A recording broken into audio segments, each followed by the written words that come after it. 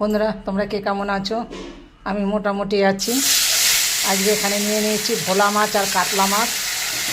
আজকে শস্য পাতুরি করবো পোস্ত দিয়ে, সাদা শস্য আর পোস্ত দিয়ে আমি পোস্ত বাটা করবো। সাদা শস্য নিয়ে নিয়েছি, ভিজিয়েছি, ব্লেন্ডার করে নেবো। কেন আমি নিচে বসে তো মশলা করতে পারি না। আমি সবসময় বলি আমার যা করা দাঁড়িয়ে দাঁড়িয়ে করতে হয়, উঁচুতে বসতে হয়। কেন আমার বড়টা অ্যাক্সিডেন্টের কারণে আমি নিচে বসতে পারি না। খুব সতর্ক চলতে হয় আমার, সবসময় জন্য চলাফেরা আমার খুব সতর্কভাবে চলতে হয়। নিচে তো বসতে পারি না, যার জন্য মশলা পাটায়ও বাটতে পারি না। মাছটা কিন্তু আমি উল্টে পাল্টে দিয়েছি। মেয়ে ফোন করলো, মা আমি বাড়ি আসছি। বলছে আমার দুদিন ছুটি আছে, তাই বাড়ি আসছে মেয়ে। এখন ওর জন্য আবার এর সঙ্গে কাতলা মাছ আর এক পিস মাথা নিয়েছি, ফ্রিজে ছিল। সে কাতলা মাছ দিয়ে ভোলা মাছ দিয়ে একসঙ্গে আমি করব পোস্ত বাটা। আলাদা কিছুই করব না। আমি তো আজকে শুধুই ভোলা মাছটা করে নিলাম।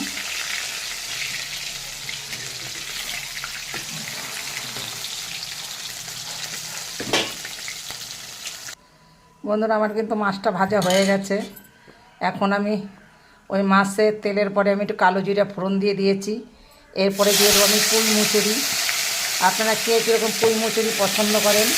এখানে কিন্তু আমি পুঁই মুচুরিটাকে ভেজে নেব। এটা কিন্তু মাছের সঙ্গে দেবো না, মাছটা আমি পোস্ত বাটাই করব। আজকে আমি পুঁই মুচুরি ভাজা করব। আমি নিজে খাই না তো পুঁই মুচুরি, যার জন্য আমি করিও না, আপনাদের কখনো দেখাইও না। কারণ মেয়ে আসছে, আমার মেয়ে আবার খুব এই পুঁই মুচুরি খুব পছন্দ করে, যার জন্য ওর জন্যই ভাজা করতেছি।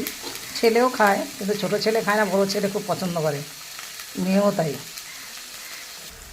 বন্ধুরা আমার পুঁই মুচুরিটা কিন্তু ভাজা হয়ে গেছে।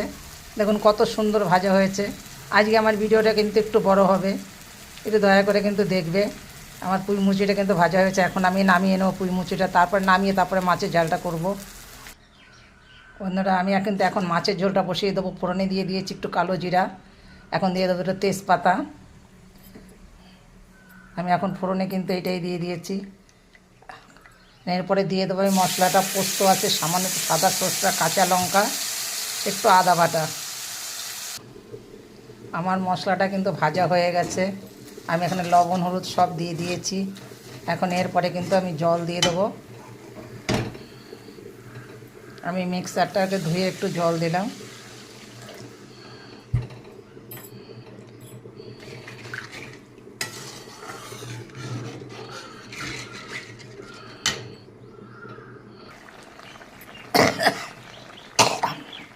আমার ঝোলটা ফুটে উঠেছিল, আমি কিন্তু মাছটাকে দিয়ে দিয়েছি।